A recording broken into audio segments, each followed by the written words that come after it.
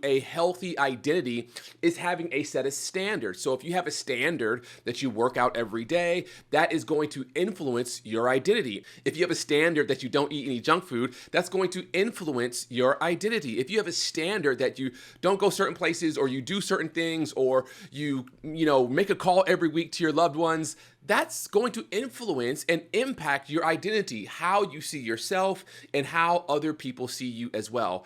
And one of the factors to change your life is to change your identity. A lot of times individuals, they try to change their life by focusing on their behavior without first really kind of going down to the core essence of their identity. That if you want a different life, if you want a better life, if you want more from life, then you have to be more, and that comes down to identity. The other component to identity, and I'm going to write it here, are your strengths. So really understanding, what are your strengths? What are you good at? What do you excel at? What are those areas that you're passionate about? What have other people said, man, you're really good at that? And when you understand your strengths, it really also allows you to better understand who you are and what your identity is. Let's just take, for example, someone very famous like LeBron James. Now, LeBron James has many strengths, but his biggest strength is that he is a phenomenal basketball player.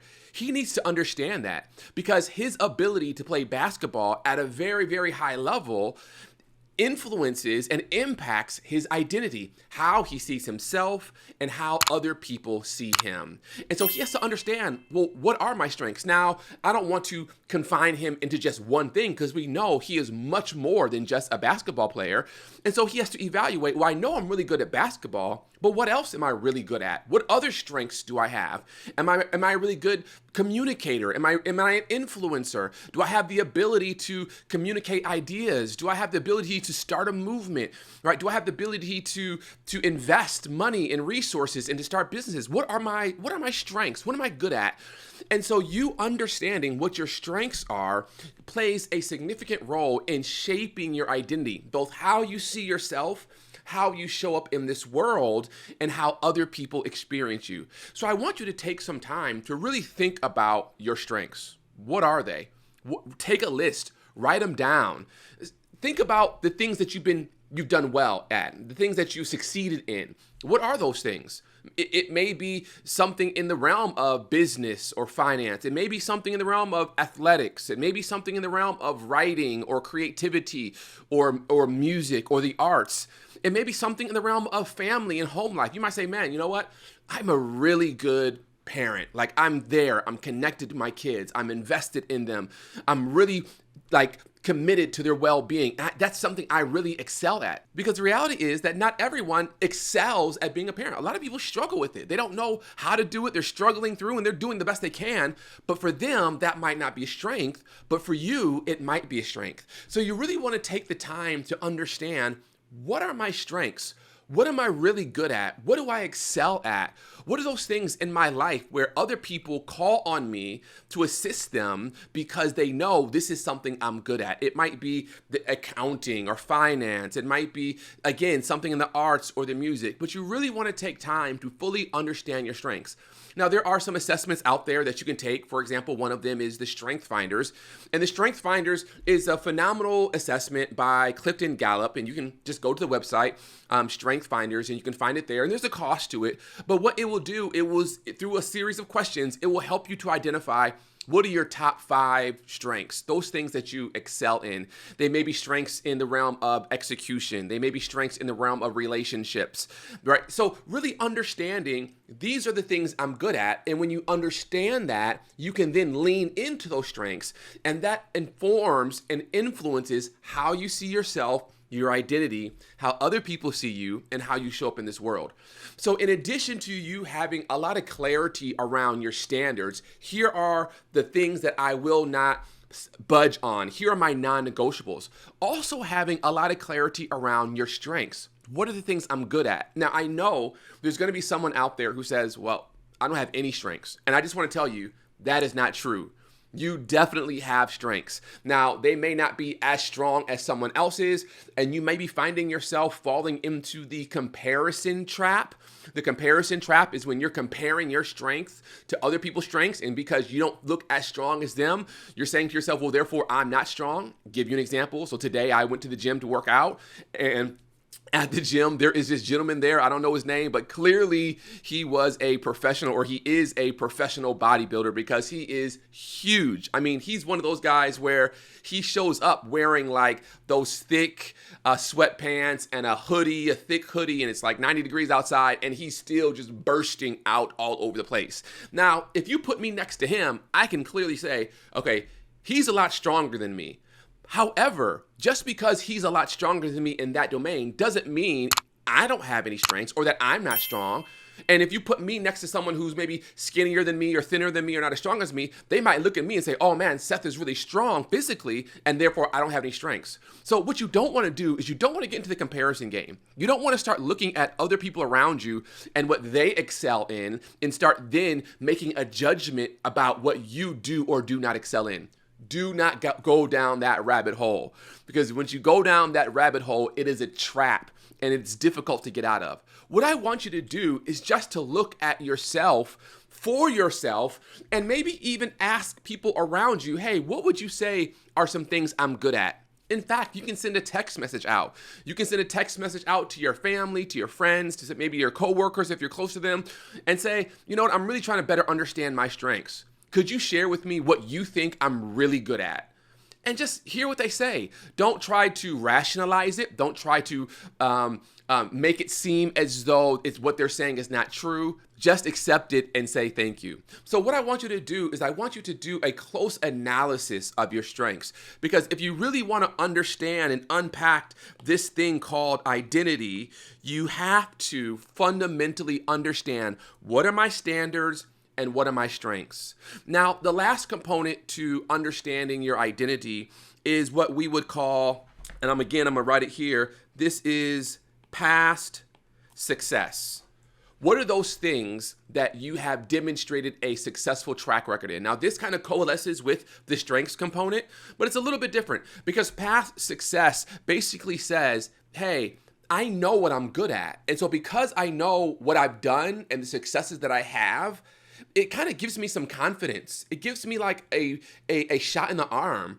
It informs me that this is who I am. Let's go back to LeBron James, case in point. So you can look at LeBron James, and it's so funny because I saw a video on Instagram of him, and I think he was like watching the football game, and he had like 4 or 5 TV screens watching different games above his fireplace. And on the very bottom of his fireplace, he had his 4 championship trophies. Now, I don't know if those were the real Larry O'Brien trophies or he had replicas made, but he had 4 Larry O'Brien trophies underneath his TVs where he was watching the football game.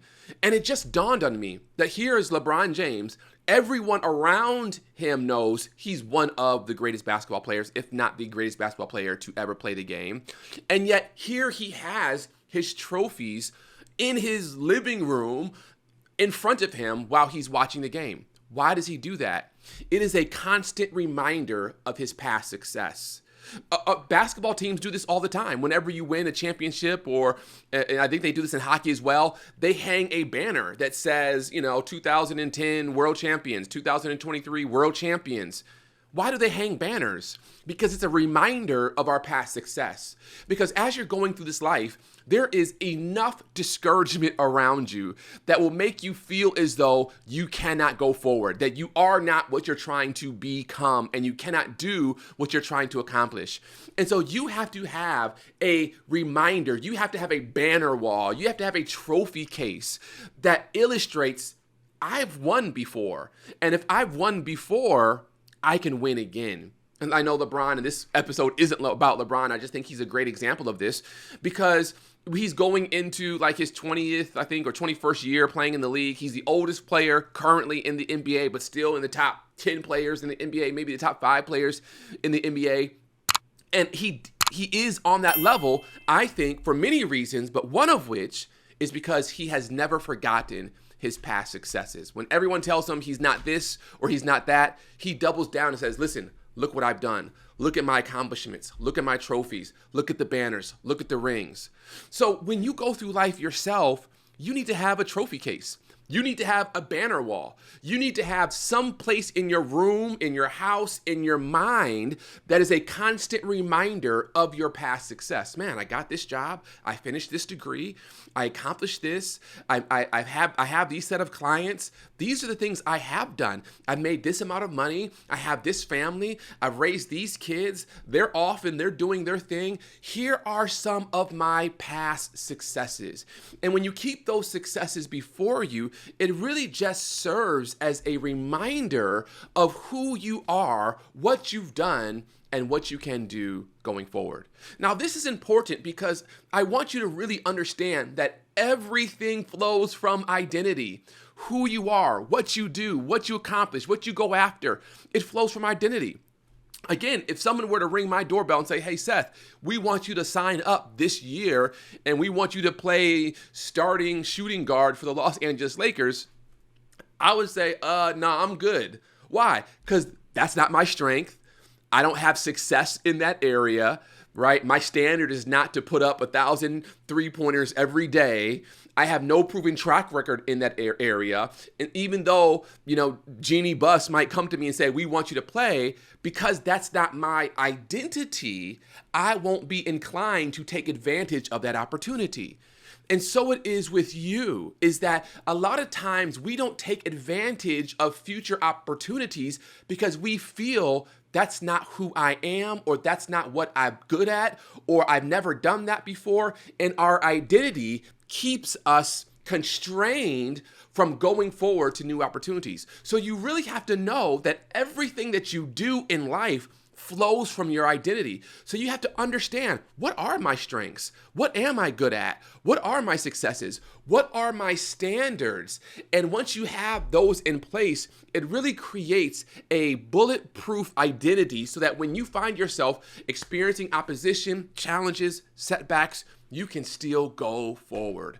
So in this video, I just wanted to kind of lay the foundation for identity for you. It's something that's been really helpful for me. Every day I think about, what are my standards? I write them down. I make sure I adhere to them. What are my past successes? What are some of the things I've done? When I get discouraged, I remind myself, this is what you've done. This is where you're going. What are my strengths? This is what you're good at. Both you're good at it because you have other people who have told you you're really good at this. You have testimonials. You've seen the positive impact you made in other people's lives. Seth, this is who you are. Now you can go forward.